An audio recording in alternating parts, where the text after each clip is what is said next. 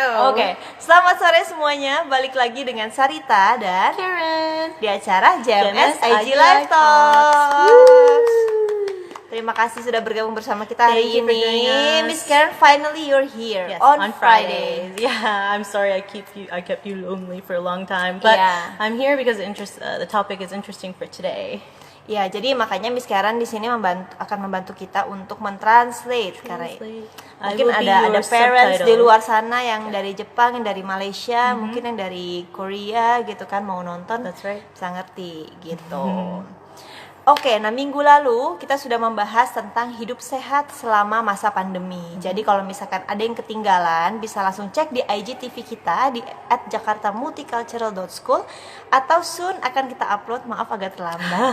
Soon akan kita upload di official YouTube kita di Jakarta Multicultural School. That's right. So last week we spoke about, or Miss Sarita actually spoke about healthy lifestyle with Mr. Uchok, our GMS teacher.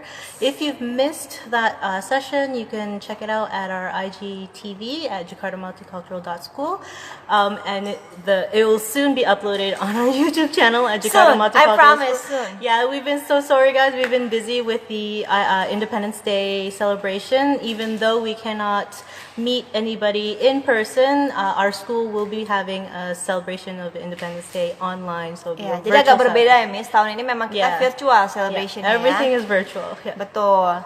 Nah, minggu ini kita akan membahas topik yang sebenarnya ini umum sih terjadi di mungkin sekarang mami sekarang udah banyak juga yang interest dengan topik ini gitu. Nah, sebelum kita masuk ke topiknya, mau nanya nih Miss Karen bisa berapa bahasa nih Miss? Oh my goodness. Okay. I can actually speak fluently. Well, kind of fluently. Too. Definitely English and Bahasa Indonesia.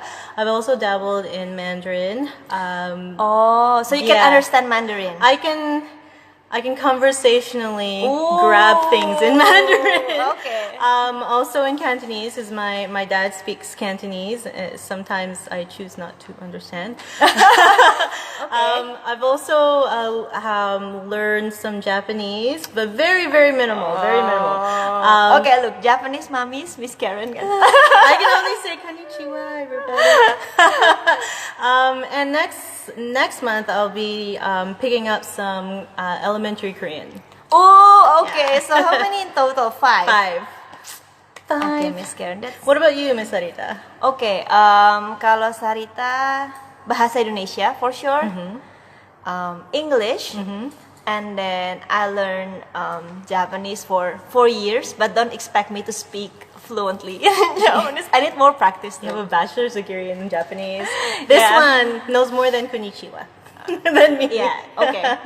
And then I also learned a little bit Korean before, like 6-month course. So between you and me, we can kind of like converse. Konnichiwa. Our mommies. So yeah, I can understand a little bit. Okay. Japanese and Korean. And there's another language that you said that you learned, or that you know. Dulu waktu zaman kuliah in university, because it's mandatory for my university to learn Arabic, but it's really hard. Okay. And then it's mandatory for my high school to learn Germany. How many languages do you speak? My goodness. No, This is the walking Google Translate right here. No, I cannot speak Arabic and Germany. Oh, okay. But you can But understand. I learn. Okay. No. If you ask it now, maybe I forgot already. So between the both of us, basically we're multilinguists. Yeah. So about languages. Nah, tentang bahasa, jadi biasanya karena sekarang udah banyak cerita nih Miss. Biasanya kalau young mommies expecting anaknya bisa lebih dari satu bahasa. Yes, jadi ada bahasa Indonesia, Yeah. lalu ada bahasa Inggris, terus dari kecil mungkin udah disajikan Disney Channel. I think like from 3-4 years old, they already like sometimes watch younger. Disney Channel. Yeah, even the baby channel stuff like that, right? It's in English. That's right. It's very common in families right now because families have become more multicultural, more global citizen. Definitely English and Mandarin. Here in Indonesia, I know a lot of parents that do it. Children as young as soon as they can understand anything, that's the language they start speaking in. Dan kadang misalkan ibunya bahasa Indonesia, ayahnya bahasa Indonesia, lalu nanti ada misalkan I don't know, maybe the grandpa or the grandma, they're using like dialects. That's right. Kalau di kita di Indonesia ada bahasa, mungkin bahasa Jawa atau bahasa Padang seperti itu. Terus nanti mungkin siapanya lagi, mungkin brothernya pakai English. Jadi it's all mixed up. Nah sebenarnya hari ini kita akan membahas sebenarnya kemampuan berbahasa anak itu untuk belajar tuh sampai sejauh mana bisa, dan idealnya tuh di usia berapa dan bagaimana cara belajarnya. That's right. So this session is actually about just going back. Nowadays, we have a multilingual, multicultural family, mixed marriages. So this session is about the capability of children in learning languages and how many languages are they actually capable of learning in one time and how young. Ya, Hai Miss Dina. Hai Miss, thank you for joining. Kita baru aja mulai. Nah sebentar lagi kita masih menunggu speaker kita. Ntar lagi kita akan bergabung bersama kita Ibu Nila Fitri ya, dari Universitas Al-Azhar Indonesia, yang juga merupakan dosen pendidikan anak usia dini. Prestigious, untuk sharing tentang kita terkait pembelajaran bahasa ini. That's right. So our speaker today is Miss Nila Fitri from Al-Azhar. I'm so sorry. Al-Azhar University. So she's a professor at Al-Azhar University in early childhood education. So she'll be joining us soon. Oke, kita masih menunggu sebentar. Alright, let's wait a little bit for Ibu Fitri. Ibu Nila. I'm sorry, guys. So we're just contacting Ibu Nila. Yeah, we're still waiting. Jadi Miss Karen, so you can speak Mandarin also, right? I can. So if I watch Mandarin, movies or television shows, You can understand. I can grab the concept of what they're talking about. But if you're asking me about specifics, maybe not. But I can generally understand. Okay, they're talking about this. I can also read Mandarin. I can read more than I can understand. Okay, that's hard. That's hard, right? I can hear. Yeah, it's hard. It's hard, But yeah, because Mandarin it's more into intonation. that's right. Yeah. Intonation. I heard you can also speak Palembang. Oh ya, itu bahasa ekstra, bahasa Palembang. It's a dialect, It's different thing. Okay, we're still waiting for maybe Ibu there's a Nila. connection problem with Miss Ibu Nila. Halo, Ibu Nila bisa request join ya? Oke. Sip. Waiting. Halo Miss. Ya, halo. Saya Santa, ini Miss Karen. Karen, nice to meet you. Halo. Nice to meet you too, Miss. Saya akan bantu translate juga selama sesi. I'll be your subtitle today. Oke. Nila bisa perkenalkan diri dulu, Bu. Boleh, oke. Semuanya selamat sore. Assalamualaikum warahmatullahi wabarakatuh. Saya Nila Fitri ya, dari Universitas Al-Azhar Indonesia. Sehari-hari saya mengajar di program studi pendidikan guru pendidikan anak usia dini gitu. Kemudian di Universitas Al-Azhar ya, pastinya kayaknya nggak jauh ya dari Jakarta Multicultural School lokasinya. Itu prodi untuk mencetak guru-guru PAUD gitu, Miss Sarita. So, as we've introduced in the beginning, Ibu Nila is a professor at Al-Azhar University. Sorry, University, and she's a professor of early childhood education. She also helps in the PAUD group, which is like the early childhood education in Indonesia. Yeah. Oke. Nah, Hari ini kita akan ngobrol-ngobrol santai. Tadi kita udah sempat bahas sedikit ya, Miss Karen. Ini Mm-mm. punya pertanyaan pertama nih. Ini sebenarnya sering terjadi di keluarga multicultural. Kayak Miss Karen tuh sebenarnya dari Oh, keluarga multicultural. multicultural juga kan, Miss ya. Yeah. Jadi, Tadi sempat nyimak Miss Karen banyak banget ya menguasai bahasanya ada five nah, language, right? Yeah, you were listening. Yeah, it was it's a very common thing, especially my background. I'm from Canada, and a lot of my friends from Canada. It happens also that they come from multicultural backgrounds, and when they were children, as when I was a child, we spoke multi languages in the household. And I remember when we got to school, like some languages like English, and when I was in Canada, we had to learn French. It was very difficult to Okay. master a language. Like say when I was in kindergarten or year one, I remember thinking like, oh wait, I'm not as fluent as my other friends. And I wonder why. So that was our first question, actually. Now everyone is not everyone, but there are a lot of cultural families, mixed marriages. So how does that affect children in terms of learning and picking up languages? Iya, jadi saya terjemahkan sedikit. Mungkin Mamis ada yang nonton tapi mungkin bingung. Nah, jadi sekarang ini kan banyak sekali Bu Nila orang tua yang membiasakan anaknya untuk belajar bahasa lain sedari dini gitu. Kadang ada yang mungkin umur 3-4 tahun udah disuruh nonton Disney Channel misalkan full English. Iya, betul betul. Terus orang tuanya pakai bahasa Indonesia, terus mungkin neneknya pakai bahasa Jawa. Yang kita ya, jadi semua orang kan belajar pakai bahasa yang berbeda-beda gitu. Nah, sebenarnya ada nggak sih Bu Nila dampaknya untuk anak-anak itu sendiri? Oke, pastinya kalau berbicara tentang dampak ada positif dan ada negatif, itu selalu terjadi gitu ya. Tapi yang pasti kalau kita berbicara tentang bahasa itu, bahasa tuh ada 4 komponen. Yang pasti mami-mami juga harus tahu gitu. Yang pertama adalah berbicara itu sendiri, kemudian kemampuan membaca, kemampuan menulis, dan kemampuan menyimak. Nah, anak-anak itu sudah dapat memperoleh bahasa itu ketika sejak dini atau kita disebut dengan literacy awareness itu sejak dari dalam kandungan. Kenapa seperti itu? Ya, gitu. Masih ya. Ya, makanya ada makanya ada pendidikan anak usia dini ya, Miss Karen and Miss Sarita gitu, karena perlu diketahui sama seluruh orang tua gitu bahwa bahasa itu mungkin sudah diperoleh sejak dari dalam kandungan. Kenapa seperti itu? Apalagi bahasa ibu, first language yang memang digunakan oleh ayah dan ibunya selama dia mengandung, itu sudah sebenarnya anak sudah bisa mendengar ketika dia di dalam kandungan.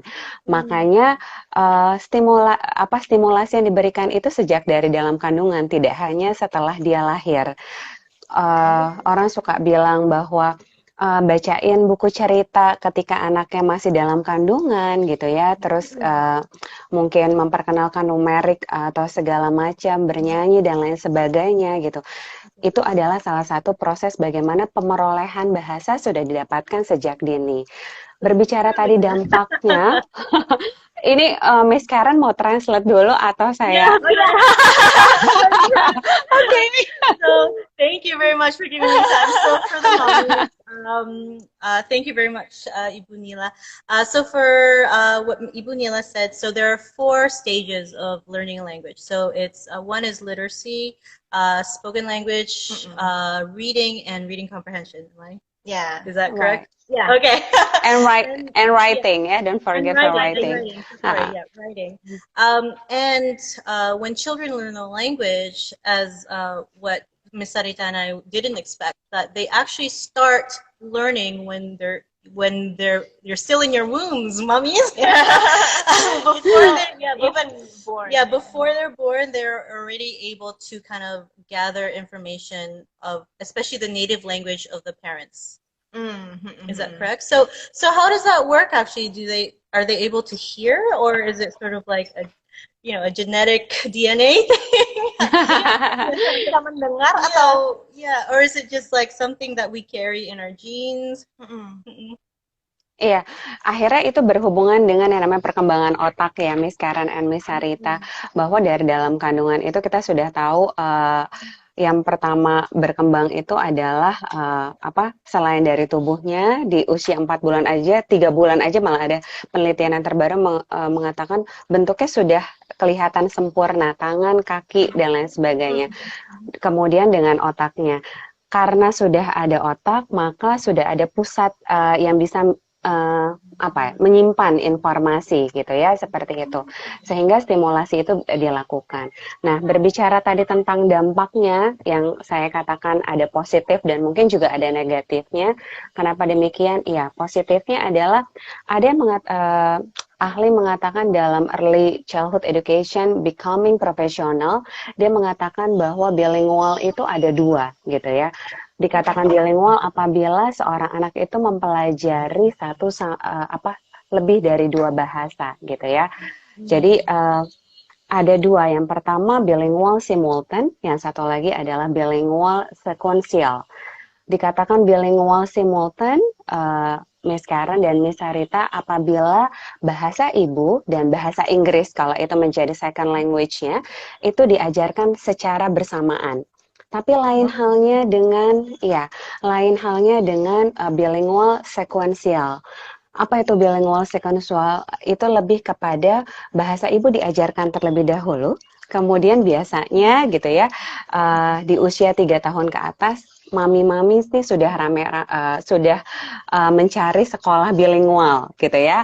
Nah, setelah itu dia baru memperkenalkan bahasa Inggrisnya sebagai second language-nya, misalnya seperti itu.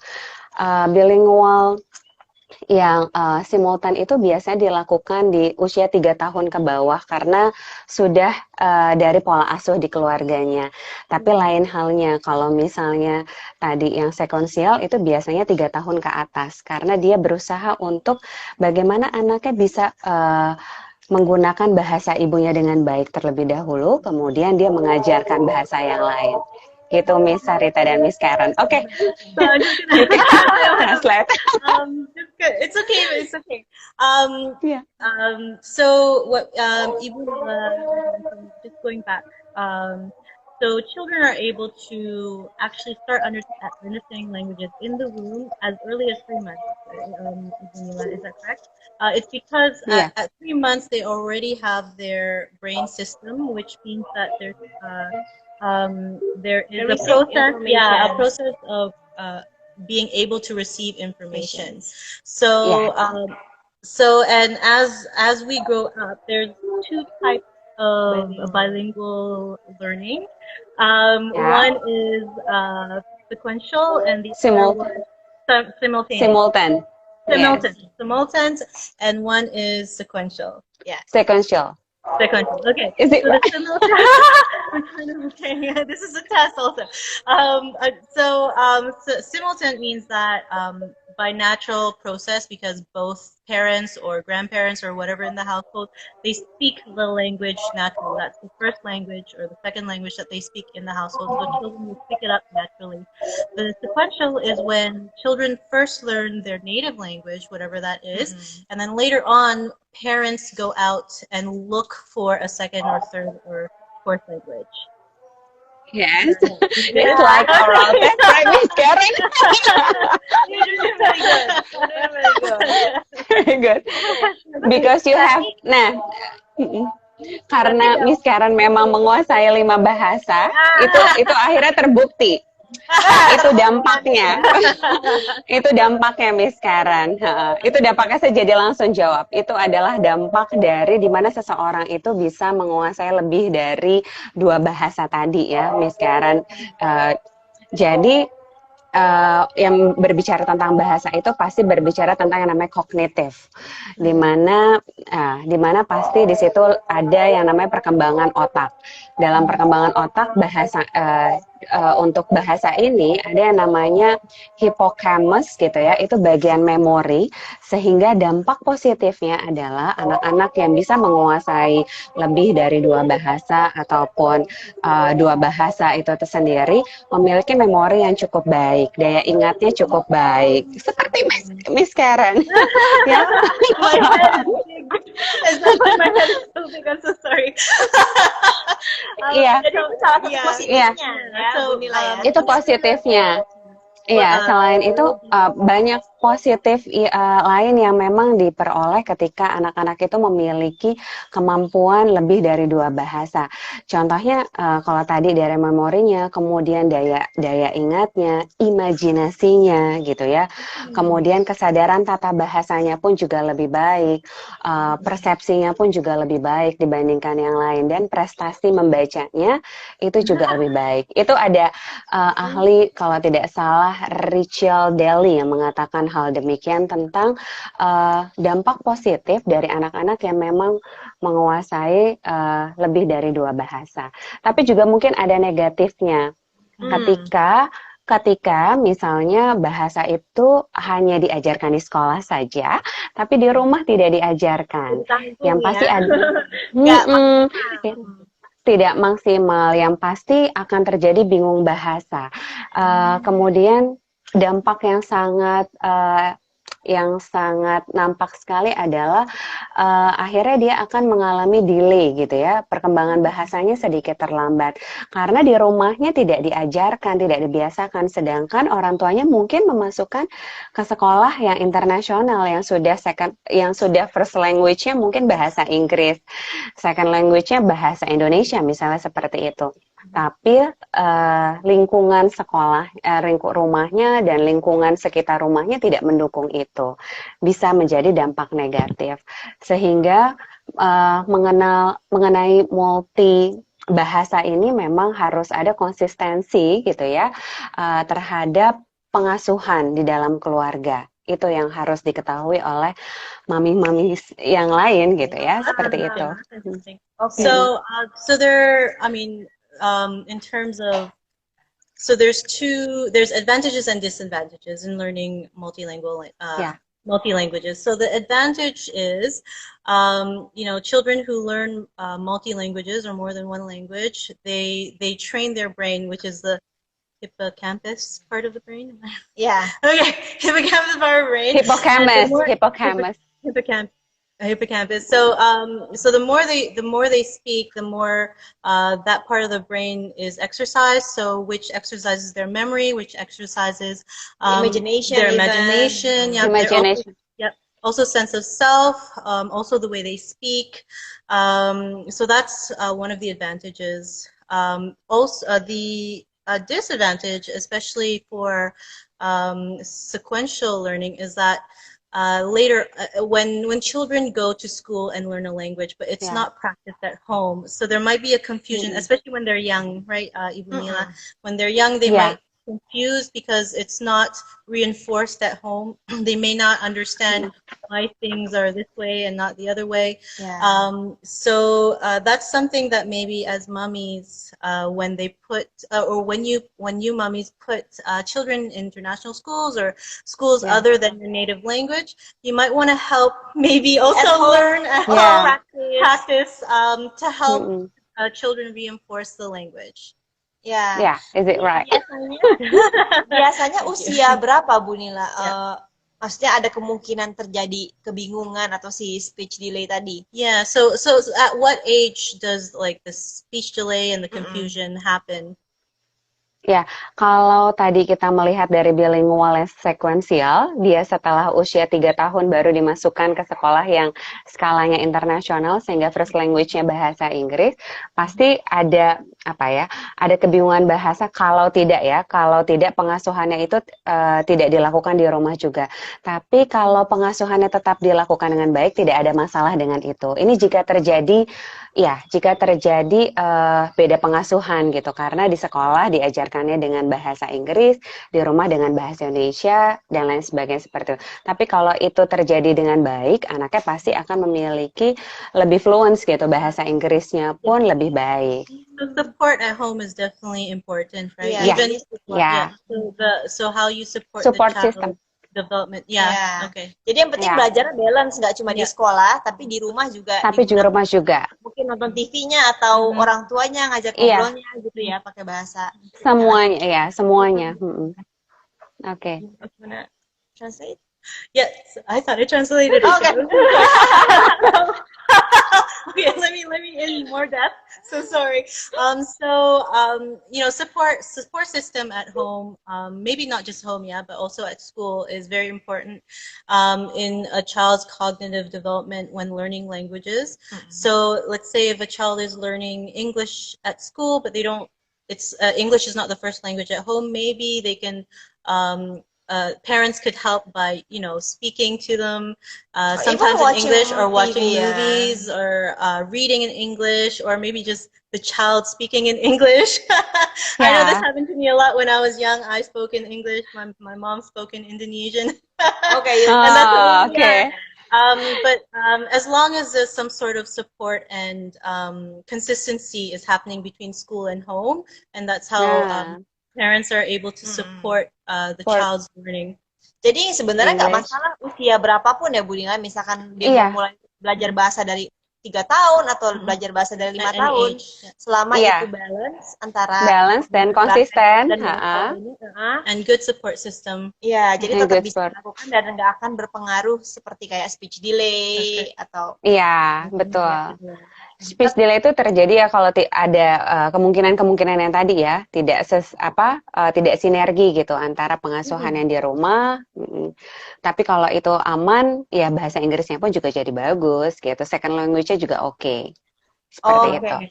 Tapi kalau misalkan dari range usia sendiri ada nggak sih sebenarnya usia ideal atau usia tercepat untuk anak-anak menangkap bahasa? So is there an asing? ideal age when children should be learning a second language? Iya, jadi kalau kita tahu bahwa pendidikan anak usia dini itu kan disebut dengan masa-masa golden age. Masih sering dengar ya golden age. Kenapa sih golden age? Karena usia-usia kritis itu golden age itu 0 sampai 8 tahun. 0 sampai 8 tahun itu 80% otak itu berkembang dengan baik, 80%. Kalau ada 100%, sudah lebih dari setengah hanya sampai usia 8 tahun. Nah, berbicara tentang bahasa itu berkembang sangat baik-baiknya itu ketika usia 0 sampai 5 tahun. Kenapa demikian? Iya, karena ada 50% di sini. Di usia 0 sampai 5 tahun tuh ada 50% otak itu berkembang. Jadi seharusnya anak yang usia 5 sampai 6 tahun dia sudah bisa menggunakan bahasa dengan struktur kalimat yang lengkap. Ada subjek, predikat, objek, dan keterangan ya. Kalau misalnya belum ada lengkap itu berarti perkembangan bahasanya belum sesuai untuk anak usia 5 sampai 6 tahun. Seharusnya bisa diukurnya seperti itu. Jadi kapan baiknya bahasa itu tadi kalau kita lihat kalau memang mau sejak dini kita ambil yang memang bilingual simultan dari usia 0 sampai 3 tahun. Itu sudah dibiasakan dan tidak ada masalah tentang itu. Tapi nanti pendidikannya pun juga tetap harus masuk ke sekolah yang memang menggunakan bahasa Inggris. Gitu. Okay. So there's the age, the perfect age is actually between 0 to 5 years old because it's so early, yeah. It's quite early actually.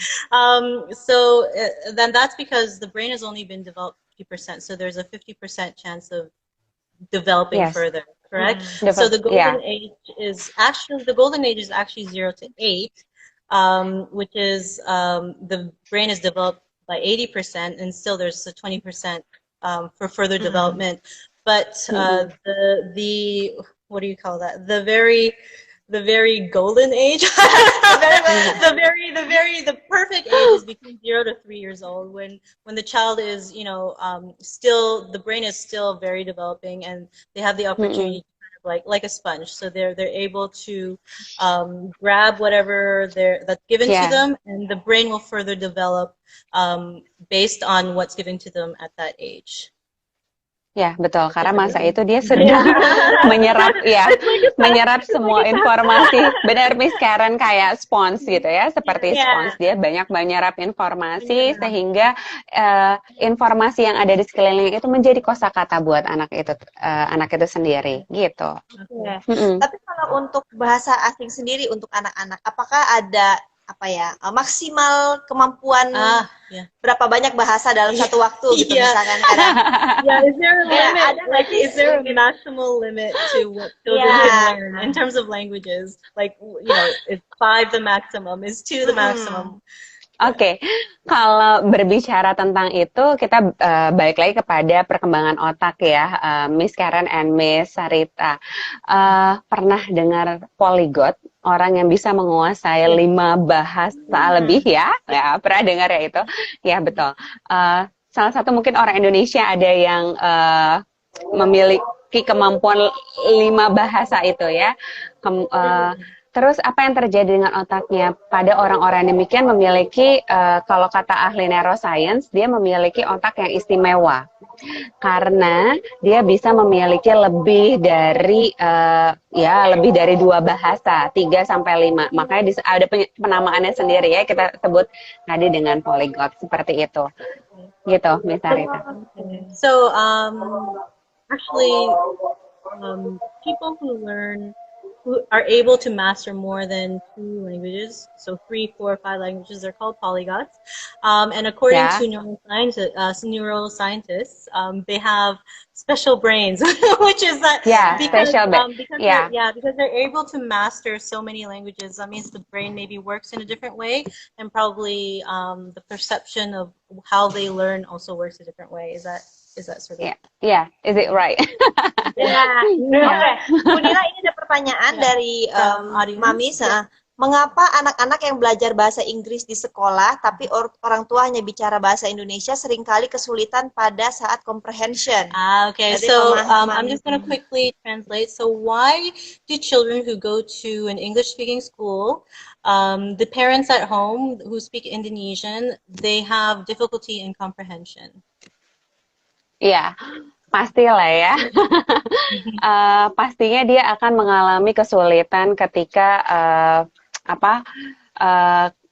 karena ya tadi kita sudah bahas di awal ya, Miss Sarita dan Miss Karen, bahwa tidak ada kesinergian support system dari lingkungan keluarganya untuk menggunakan bahasa Inggris yang juga digunakan di sekolahnya.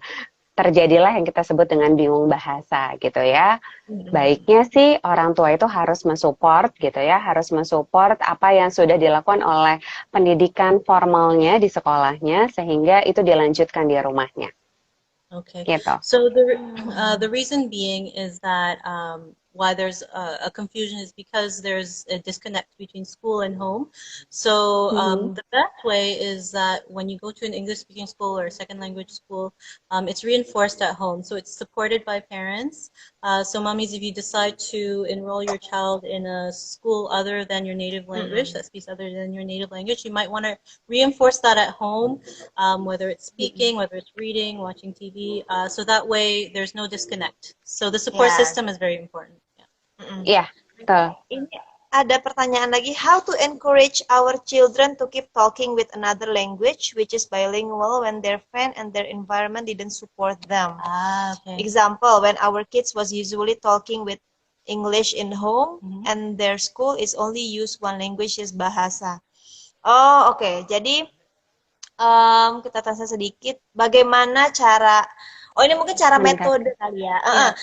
Untuk encourage anak-anak untuk menggunakan, misalkan dia lagi belajar bahasa Inggris, tapi untuk ngomong bahasa Inggris sementara lingkungannya pakai bahasa Indonesia. Maksudnya mungkin orang tua maksudnya pengen anaknya lancar bahasa Inggris supaya bisa dia berani ngomong tapi lingkungannya bahasa Indonesia. Nah, ada nggak mungkin metode-metode lah, mungkin tips untuk mamis di luar sana?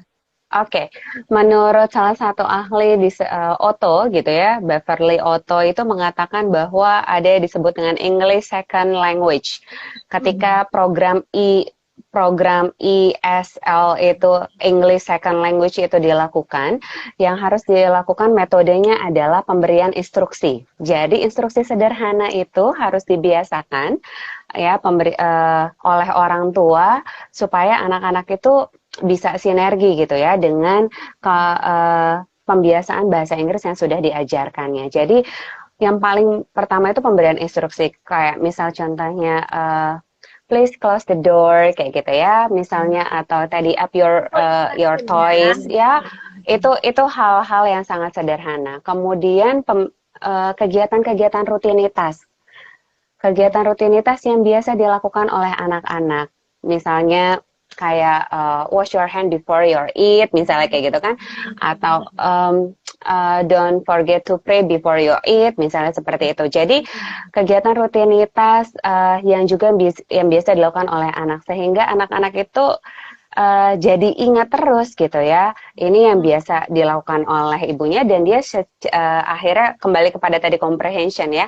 Akhirnya dia memahami gitu, memahami apa yang harus dimengerti oleh dirinya. Karena diawali dengan yang dekat dari anaknya dulu, kemudian baru dengan kegiatan-kegiatan yang lainnya. Sesuatu hal yang dekat dengan anak itu akan lebih mudah melekat pada anak, karena itu dilakukan secara terus-menerus sama anak. Lain halnya dengan kalau tadi nanya, kok sulit ya anaknya jadi paham gitu, karena mungkin kalau di sekolah ibunya di TK tidak masukin sekolah yang bahasa Inggris, tapi tiba-tiba di SD bahasa Inggris, pasti akan sulit pemahamannya gitu ya, karena bahasa bukunya di sekolah pasti tidak sama dengan bahasa keseharian yang dilakukan di rumah gitu ya, Mamis ya. Jadi mau tidak mau orang tua itu sudah mulai membiasakan, ini nyambung dengan metodenya, sudah mulai membiasakan mulai dari kegiatan-kegiatan rutinitas, kemudian pemberian instruksi sama anak gitu ya. Itu digunakan dengan bahasa Inggris jika memang bahasa Inggris sebagai second language yang akan digunakan oleh anak gitu. Okay. So that was a long one. Okay, to help encourage your children, speak the second language. Even though the environment doesn't speak the second languages, maybe at home, mommies, you can help with speaking the second language as part of the routine, like simple instructions, like wash your hands, pray before you eat, or even like good morning. Good morning, that's right. Good morning, yeah. Clean your toys. Thank you. And that'll help reinforce the understanding and the comprehension, and maybe connect between the two languages in the child's brain. At the same time, it will probably also give the child confidence, since you're speaking the language, even though the friends around are not speaking the language. If mummies are speaking the language, that'll give the confidence to the children that they'll also speak. Yeah, right. Betul. Yeah. Nah, ini ada pertanyaan lagi, Bu Nila. Apakah betul bahasa asing diajarkan setelah anak memahami atau menguasai bahasa ibu? Nah, oke. Tadi itu yang sudah kita bahas di awal ya, kita sebut dengan bilingual sequential gitu ya. Boleh seperti itu. Itu boleh dilakukan asal setelahnya tadi sudah ada support system yang sudah menyiapkan anak-anak juga menggunakan English second language-nya setelah dia paham dengan bahasa ibunya. Okay, so to learn, definitely children are able, you can introduce a new language after the native language, but the important thing is to have the support at home. So as long as children have the support at home, they can learn however many languages you wish, mummies. But to make sure that it's reinforced also at home, they have the support at home.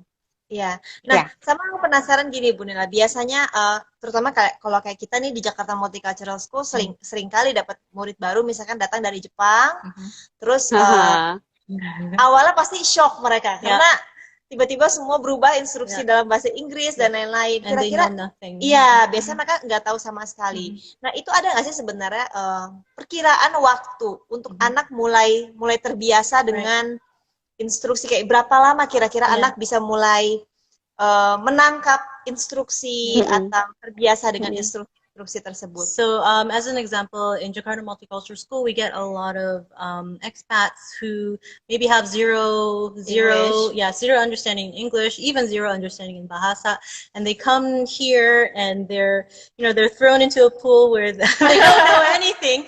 So is there a time? Is there a like a time limit or a time span where eventually they'll start picking things up. Like, what is the time that's the norm that kids are able to pick things up? Iya, oke. Kalau tanya berapa durasi lamanya, itu tergantung kepada anaknya dan juga tergantung juga pada lingkungannya. Karena sebenarnya anak-anak itu paling cepat ketika dia mengenal bahasa baru lagi. Itu yang harus ketahui. Durasinya tuh paling lama adalah 6 bulan. Itu sudah mungkin terlama. Karena sebenarnya ya, jadi Bu Guru memang harus cukup sabar. Mungkin ada beberapa anak-anak yang akhirnya kelihatan nangis karena dia nggak ngerti kok gurunya pakai bahasa Inggris sedangkan biasanya dia pakai bahasa Jepang gitu ya. Seperti itu. Tapi kalau nanti sudah mulai dibiasakan, anak-anak itu pertama mengenal bahasa itu dari menyimak. Karena semakin sering dia menyimak gitu ya, semakin sering dia mendengar bahasa itu, ini bahasa Inggris yang biasa digunakan oleh ibu gurunya, mau tidak mau nanti orang tuanya pun juga mulai untuk kegiatan yang rutinitas tadi gitu ya. Kalau misalnya memang orang tuanya nggak fluent banget dengan bahasa Inggris, mau nggak mau dari yang kegiatan rutinitas pasti dia bisa lah. Just only say thank you, good morning, good evening, good night gitu kan, itu pasti lama-lama dia sudah biasa menyimak itu dan itu sudah biasa. Durasinya 0 sampai 6 bulan. 6 bulan itu sudah terlama. Tapi sebenarnya anak-anak itu untuk yang namanya mengenal bahasa itu sangat cepat sekali. Karena otaknya itu masih siap untuk menyerap, apalagi di usia masih golden age gitu ya. Itu enggak itu tidak ada masalah sama sekali gitu. Kalau kayak tadi Miss Sarita cerita. Please. Ya, oke. No, please. Enggak, Miss Sarita tadi cerita. Miss Sarita cerita udah belajar bahasa Korea segala macam, Jepang teh belum fluent karena kan otaknya, maksudnya usianya udah beda ya, nggak golden age lagi. Udah lewat Iya betul, karena komposisi otaknya udah banyak yang dipikirin, nggak hanya only language, math and science gitu ya, tapi udah banyak beda, ya seperti itu. So the duration for children to learn languages, especially when they know zero of the language that they're about to learn, is between 0 to 6 months, whereas normally 6 months is the longest. It's because children, especially within the golden age, between 0 to 8 years old, they still have the capability to learn languages very, very quickly. And the way they learn is first it's through listening and through imitation. And the more they listen, the more they imitate, it'll kind of register in their brain, and finally they'll be able to comprehend. So between 0 to 6 months, mummies who are planning to either register here at JMS or anywhere, that has a language that's not your native language. So that's probably something that you can kind of, gauge. So don't be frustrated if within the first 2 or 3 months, your child is still struggling, because it does take time. Although 0 to 6 months is actually quite fast to learn a language. Yeah. So don't be frustrated. Yeah.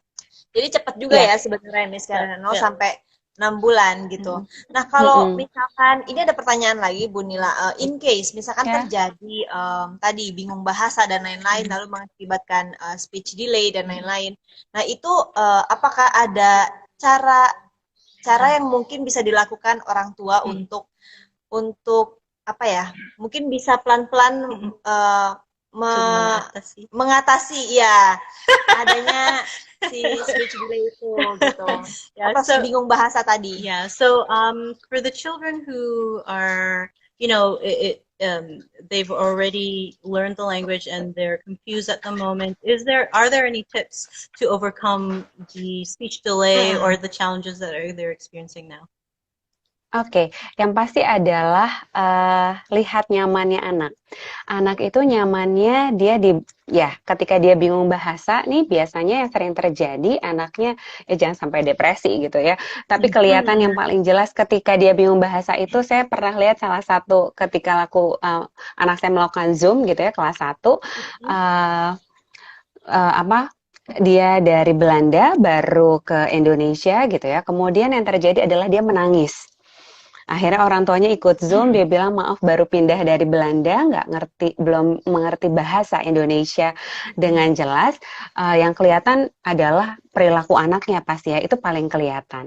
Sehingga yang harus dilakukan oleh orang tua maupun ibu guru adalah lihat nyamannya anak. Anak itu nyamannya pakai bahasa apa ketika dia biasa untuk berkomunikasi, gitu kan? Ketika dia biasa untuk berkomunikasi nyamannya kalau ini dengan bahasa Indonesia, kita gunain dulu bahasa Indonesia walaupun sembari sambil berjalan gitu ya, itu terus dikenalkan dengan cara misalnya gini, dicampur gitu bahasa Indonesianya gitu ya, Indonesia Inggrisnya agak nyampur gitu ngomongnya. Tidak apa-apa, yang penting melihat anak nyamannya dulu di mana, seperti itu. Oh, jadi sebenarnya dicampur bahasanya itu nggak masalah ya, Okay. justru Nggak masalah. ya takutnya anaknya nanti malah jadi gado-gado. Gado-gado, iya. Nah, nah itu salah satu yang buat tadi anak yang kasusnya seperti itu soalnya ya. Demikian. Iya, karena kenapa kita kan melihat nyamannya dia dulu nih, Miss Karen dan Miss Sarita, supaya dia tetap mau berkomunikasi, jangan sampai mulutnya rapet, sampai dia nggak mau berbicara dan lain sebagainya. Kita menghilangkan itu dulu, dan malah akhirnya nanti sampai dia nggak mau belajar, itu kan bahaya banget kan. Jadi melihat nyamannya dia dulu sampai dia mau berbicara gitu kan, kemudian kita mulai perlahan demi perlahan untuk mengenalkan bahasa yang memang mau diajarkan, seperti itu. So, in order to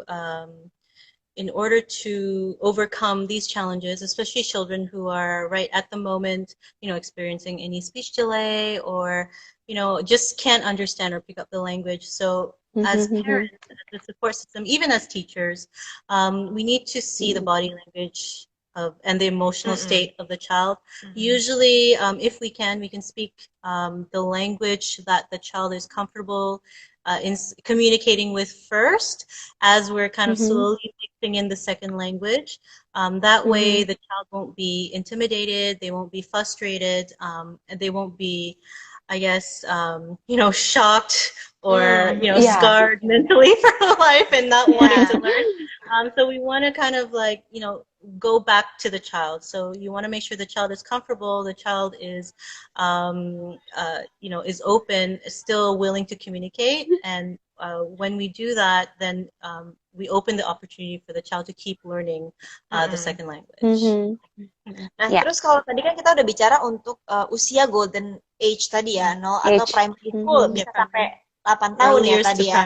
Kalau misalkan case-nya adalah, kadang kita juga mengalami soalnya di Bu Nila kayak di JMS, konteksnya SMP dan SMA nih. Mereka baru datang dari Jepang atau dari luar negeri, lalu kemudian bahkan mungkin yang mereka sebenarnya orang Indonesia tapi baru balik ke Indonesia mungkin saat SMP atau SMA.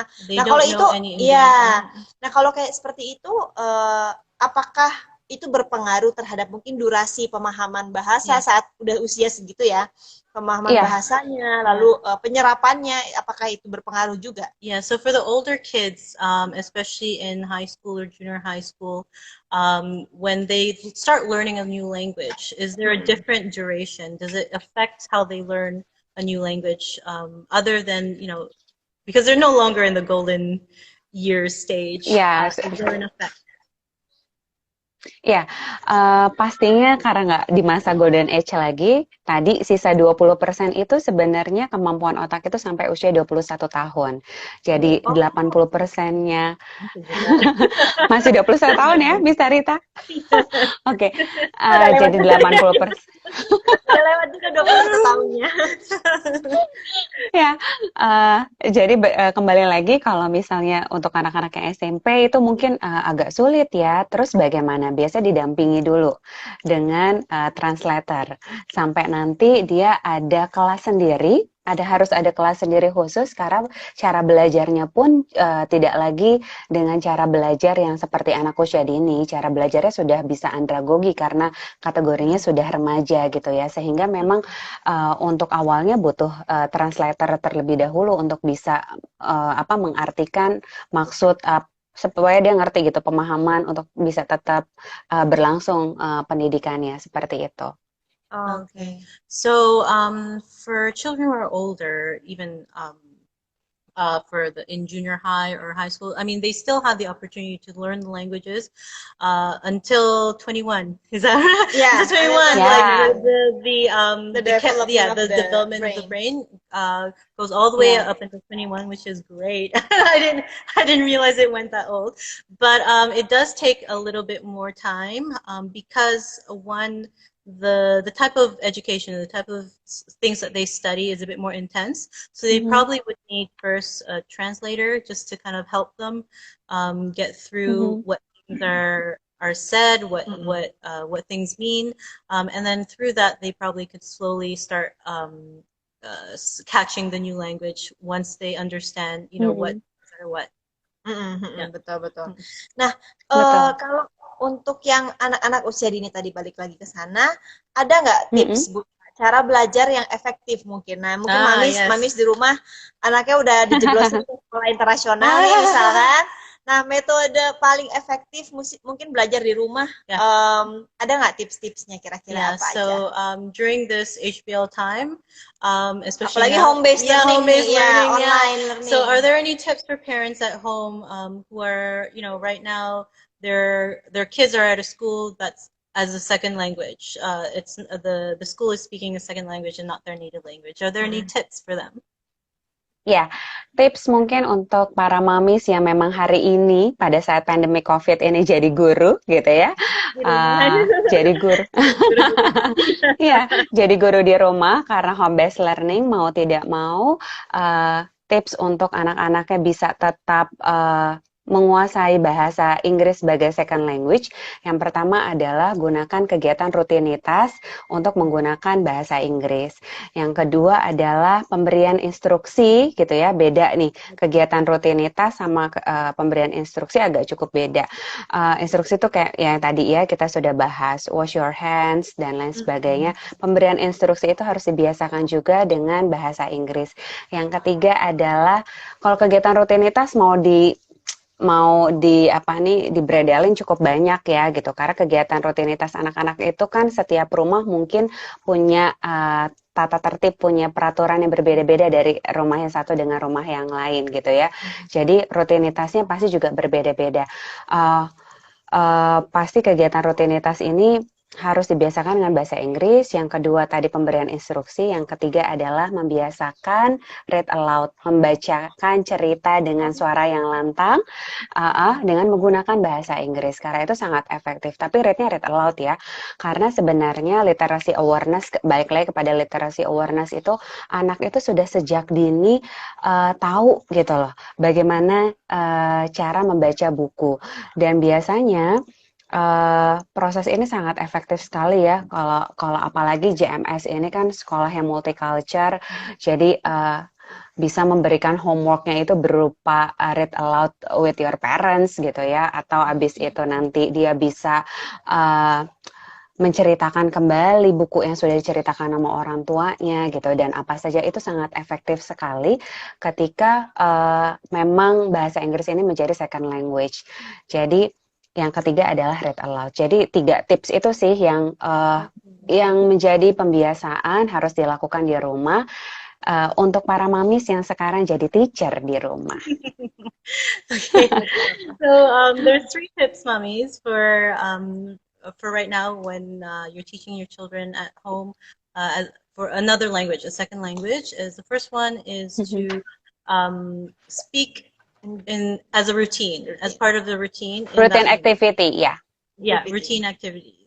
And the second one is to give simple instructions in the language. Yes. And the third one is to read out loud Aloud. in the second language, which helps with also the literacy awareness. So I guess when you're reading out loud, the kids are hearing, they're seeing, and so it maybe connects in their brain better. Is that? Iya, So those are karena the 3 tips.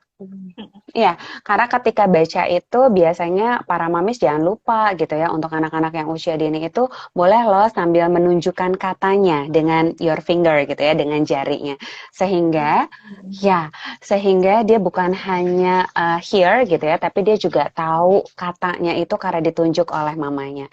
Sometimes nanti dia akan imitation. Dia akan meniru apa yang dilakukan oleh orang tuanya, mungkin sama bonekanya, mungkin sama adiknya, mungkin just only mungkin hanya just sosiodrama, hanya main drama aja gitu ya. Dia sambil karena itu sudah menjadi kegiatan yang biasa dilakukan oleh orang tuanya. Oke. Okay, so Waktu kita ternyata waktu kita udah tinggal 4 menit lagi. Just quickly through through reading aloud, it helps children to not only listen and see, but helps imitate, which reinforces learning the language with you, mommy. So when you reinforce through reading aloud, it actually reinforces in the children's brain at different levels. So through listening, through visualization and imitation. Ya, betul seperti itu. Ini waktunya ternyata udah berasa Bu Nila, tinggal 3 menit. Nggak berasa ya.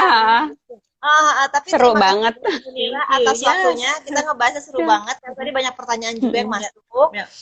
Terima kasih banyak Bu Nila atas sharing-sharingnya. Thank you for joining Sama-sama. Semoga bermanfaat mami yang tadi sempat join sama kita, atau mungkin orang tua, parents, ataupun guru yang tadi udah join sama kita. Nanti bisa dicek, kalau belum sempat nonton bisa dicek langsung di IGTV-nya kita di jakartamulticultural.school, atau nanti akan kita upload juga di official YouTube-nya Jakarta Multicultural School. That's right. If you've missed this session, please watch it at our IGTV, jakartamulticultural.school. We're also uploaded on our YouTube channel at Jakarta Multicultural School. Ya, sebelum kita tutup, minggu depan mungkin Bu Nila tertarik juga mau nonton. Boleh. Edisi episode khusus untuk Hari Kemerdekaan. Kita akan mengundang salah satu atlet, termasuk atlet Asian Games juga, berprestasi di banyak kompetisi internasional di bidang table tennis dengan segala kekurangan fisiknya. Jadi para atlet. Dan sesinya akan diadakan tidak di hari Jumat tapi di hari Rabu. So next week, because Friday is a holiday, it's a national Cuti Bersama Day.